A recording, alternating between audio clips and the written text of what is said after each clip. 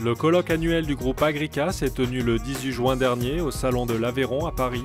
Il conviait quelques 250 participants à réfléchir sur le thème de l'innovation, d'où elle vient et où elle nous emmène.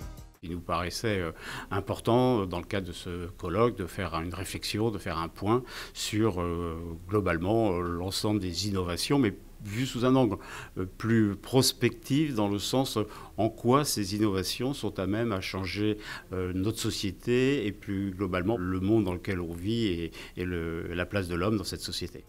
Deux tables rondes ont fait dialoguer acteurs de l'économie, scientifiques et philosophes.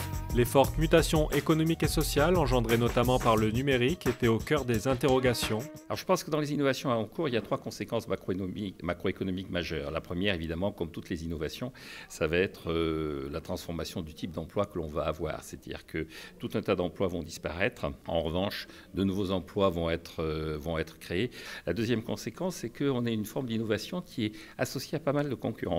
Quand vous avez une combinaison entre progrès technique et concurrence, vous avez une tendance historique à la baisse des prix. Et puis je pense que la troisième conséquence de ça, c'est que les types de métiers qui vont être impactés par les innovations sont maintenant de plus en plus des métiers intellectuels.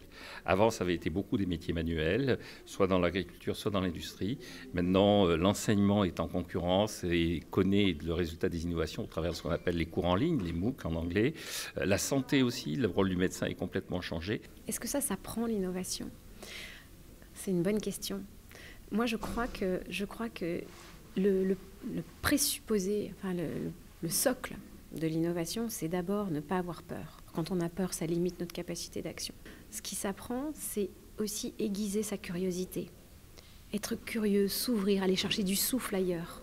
Est-ce que je vais regarder ce qui se passe dans les startups ? Est-ce que je vais regarder ce qui se passe dans d'autres pays ? À quel moment dans ma journée, pour devenir innovant, je vais aller regarder ce qui n'est pas moi ? Ça s'apprend, ça s'encourage en tout cas quand on dirige une entreprise. Aiguiser sa curiosité et son enthousiasme pour ce qui est nouveau, ouais, je crois, ça doit s'apprendre. Les débats se sont poursuivis sur les enjeux des innovations dans les domaines de la robotisation, de la conquête de l'espace et de l'immortalité. Des points de vue divergents en matière d'opportunités, mais aussi de menaces pour l'homme s'y sont confrontés. L'objectif de la robotique chirurgicale n'est absolument pas de remplacer le médecin ou le chirurgien. La robotique chirurgicale est profondément humaine. En fait, plutôt que de termes de robot, parlons d'assistant. Le rôle d'un robot chirurgical est d'assister un chirurgien dans un acte chirurgical de façon à fiabiliser son acte chirurgical et réduire l'aléa qui est lié à toute opération chirurgicale.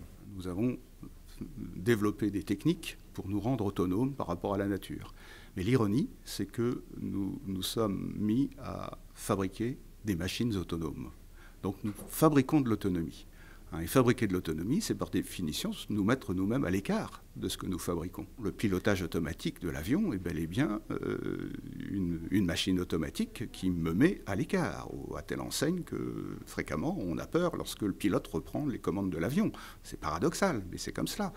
Donc nous passons notre temps à fabriquer des artefacts qui fonctionnent de manière autonome et qui, par conséquent, nous assujettissent. Nous sommes de plus en plus tributaires des machines que nous avons fabriquées et ça va aller de pire en pire. Les robots traders à la bourse sont un des exemples de la grande vulnérabilité qui est devenue la nôtre du fait des automatismes que nous avons créés. L'innovation est-elle forcément positive ? Faut-il appliquer un principe de précaution ou avoir foi en l'innovation ? Les intervenants auront sans nul doute éveillé les consciences des spectateurs aux questions éthiques entourant les nouvelles technologies.